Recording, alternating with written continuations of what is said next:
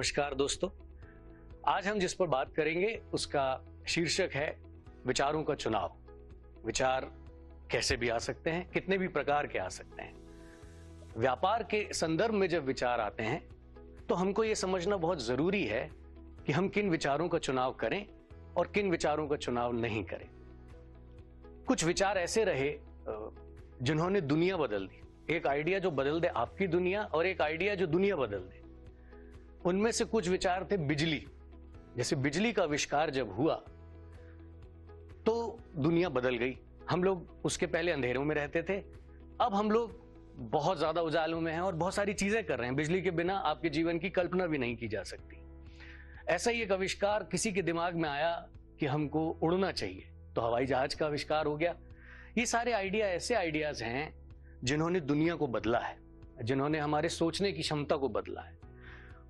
जो अभी नए जमाने का जो सबसे बेहतरीन आइडिया रहा है वो है इंटरनेट, जिसके माध्यम से मैं आपसे जुड़ा भी हूं। इंटरनेट के आने से दुनिया बहुत छोटी हो गई है, सारी जानकारी आज आपके मोबाइल पे है। तो इसलिए विचारों से ही एक नए व्यापार की शुरुआत, एक नए क्रांति की शुरुआत और दुनिया को बदलने की शुरुआत एक छोटे से विचार से ही होती है। आज हम जानेंगे कि हमें विचारों का किस तरह से चुनाव करना चाहिए। विचार ऐसे भी हो सकते हैं जो व्यर्थ के हों और उनको लेके हम आगे बढ़ जाएं। विचार ऐसे भी हो सकते हैं जो बहुत अच्छे हैं और जिनको हम बुरा समझ के छोड़ दें। इसलिए विचारों का चुनाव करना बहुत आवश्यक है। सफल उत्पाद विचारों की पहचान करने से सीधा सीधा संबंध रखता है। यदि आप अपना व्यापार करने की सोच रहे हैं, यदि आप एक नए प्रोडक्ट पे काम कर रहे हैं, तो आपको यह समझना बहुत जरूरी है कि आपके उत्पाद की सफलता आपके विचारों की सफलता पे ही निर्भर है। जैसा कि मैंने कहा कि आइडिया कौन सा हम लेते हैं, अच्छे विचारों की पहचान करना और जल्द से जल्द खराब विचारों को छोड़ देना, ये क्यों जरूरी है? ये इसलिए जरूरी है कि जब हम आइडिया को व्यापार में बदलेंगे और जब हमारे उत्पादों का विकास होने लगेगा, उसकी लागत जो है वो बाद के चरणों में बहुत बढ़ जाती है। और वो जो लागत है वो बाद में हमको बहुत दुख देगी यदि हमारा विचार जो है, हम गलत आइडिया के साथ आगे बढ़ गए। 100 साबुन की टिकिया बनाना भले ही गलत बनाया हो, उसको बेचना फिर आसान है, लेकिन जब ये 1 लाख हो जाती हैं तो आपका माल नहीं बिकता यदि गलत बन गया है तो। इसलिए बहुत जरूरी है कि जो विचार आप आज चुन रहे हैं उसको आगे तक लेके जा सकें। इसलिए आप सही विचार का ही चुनाव करें। विचार कैसे पैदा होते हैं, विचार कैसे जन्म लेते हैं कि भारत एक विविधताओं से भरा हुआ देश है। अलग अलग रंग, अलग अलग भाषा, अलग अलग खान पान और अलग अलग रहने का ढंग। इससे होता यह है कि हमारे विचारों में भी उसी तरह का बदलाव आना शुरू होता है। जैसे आप अज्यूम करें या माने कि गुजरात के कोस्ट लाइन में है या गुजरात के समंदर वाले एरिया में है, जहां आप आसपास अपने नारियल के पेड़ देख रहे हैं, नमक बनता हुआ देख रहे हैं।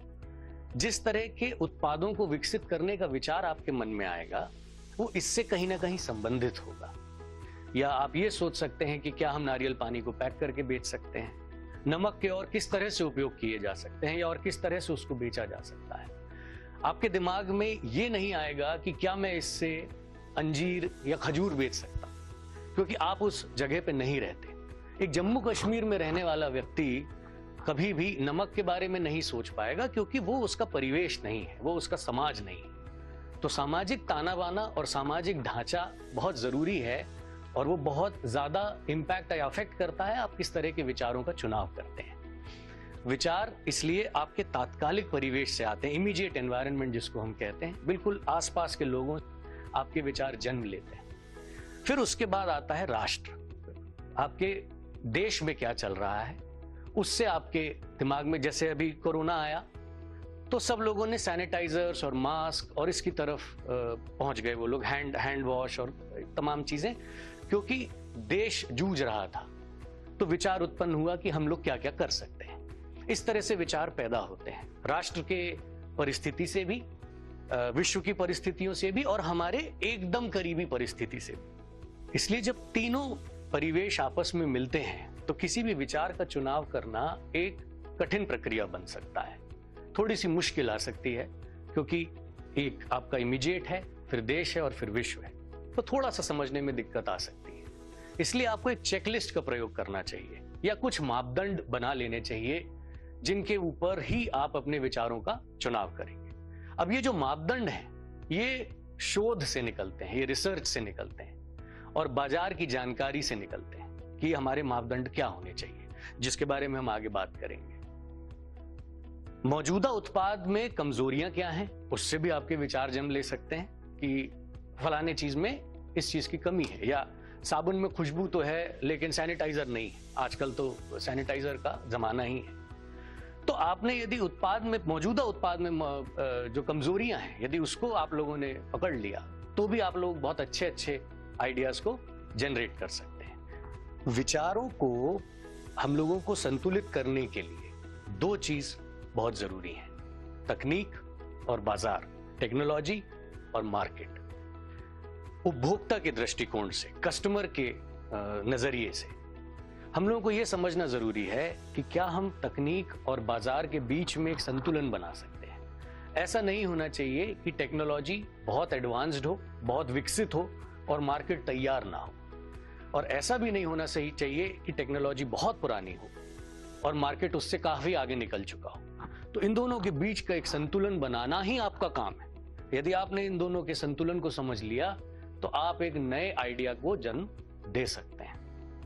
टेक्नोलॉजी, एक एग्जाम्पल के लिए मान ले टेस्ला कार के बारे में सबने सुना हुआ है, इलेक्ट्रिक कार है। भारत में क्या वो सफल हो पाएगी? यदि आप इसके बारे में सोचें तो आप ये पाएंगे कि अभी हम लोगों के यहाँ पर, भारत एक बहुत बड़ा देश है और हमारे पास अभी चार्जिंग स्टेशंस नहीं है।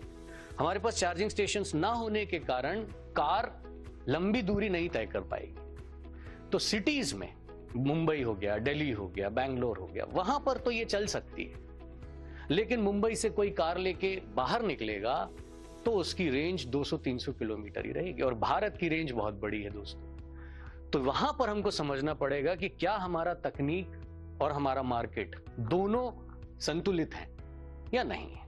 चार्जिंग स्टेशंस नहीं है, इंफ्रास्ट्रक्चर, कोई अपनी कार लेके गांव नहीं जा सकता, कुछ शहरों में राज्यों में जा भी सकता है, लेकिन मोटा मोटा तौर पे यदि बात की जाए तो बहुत सारे राज्य ऐसे हैं जहां पर अभी भी गांव और शहर को जुड़ने में अभी कुछ समय बाकी है। तो हमको यह समझना होगा कि तकनीक और मार्केट संतुलित हैं कि नहीं है।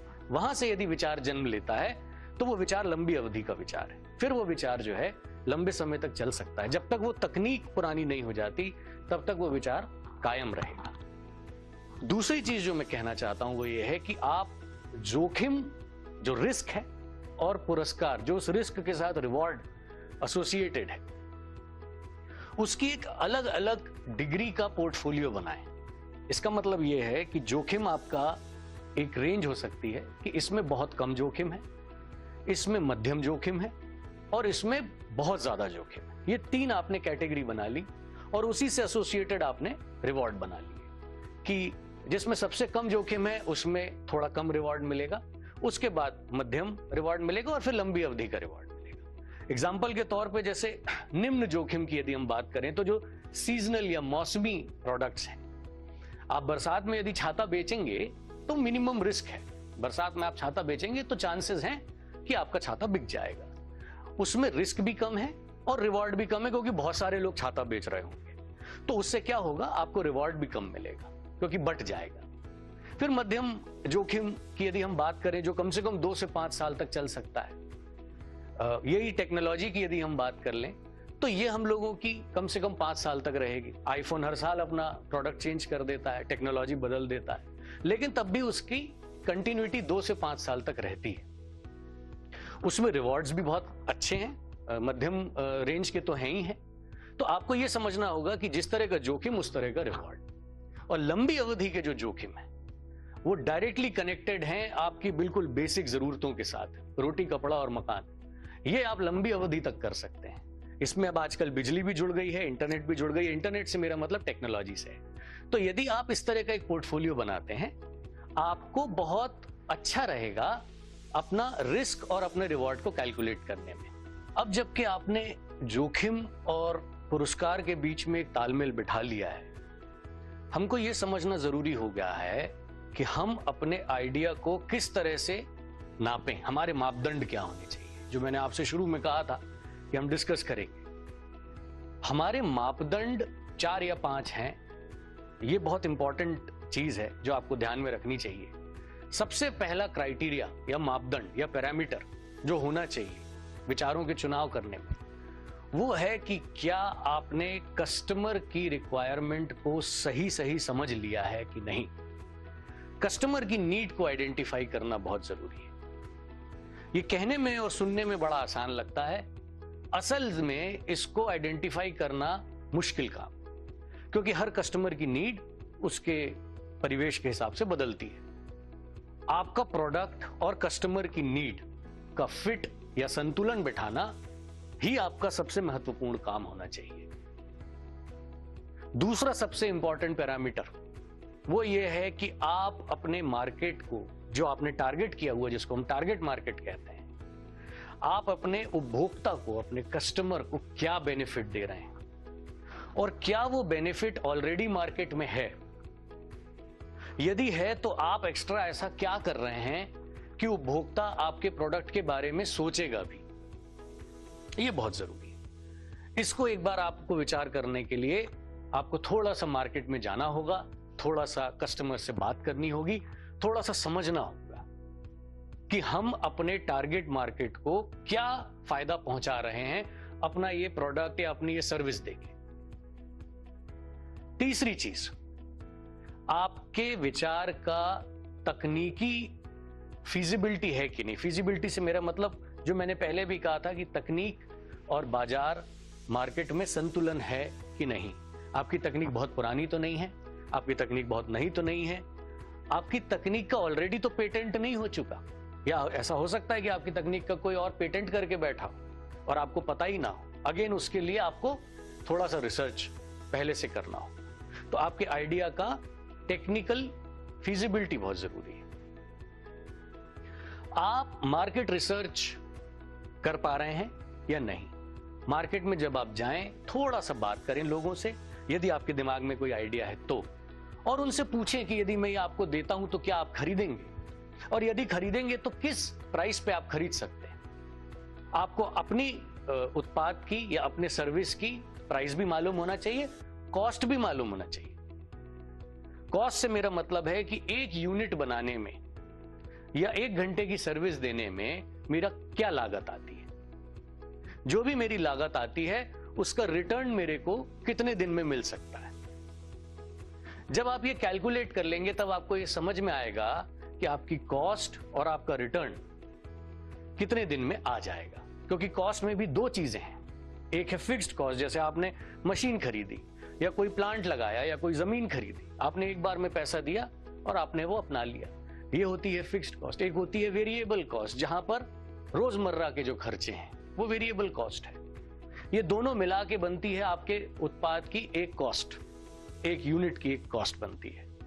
इस कॉस्ट को आप अपने उपभोक्ता या कस्टमर से वसूलते हैं, इसमें अपना प्रॉफिट मार्जिन जोड़ के। यह आपको मालूम होना चाहिए कि आपके एक यूनिट की कॉस्ट कितनी है और वो आपको कितने दिन में रिटर्न पूरा देगी। यदि आपको ये मालूम है तो आप बड़े अच्छे से ये पता लगा सकते हैं कि कितने महीने में आपका पूरा पैसा कम से कम न मुनाफा न हानि के वहां पर क्षण पर पहुंच जाएगा, और उसके बाद से मुनाफा शुरू होता है। तो यदि यह आपको क्लैरिटी है तो आप बिल्कुल सही जा रहे हैं।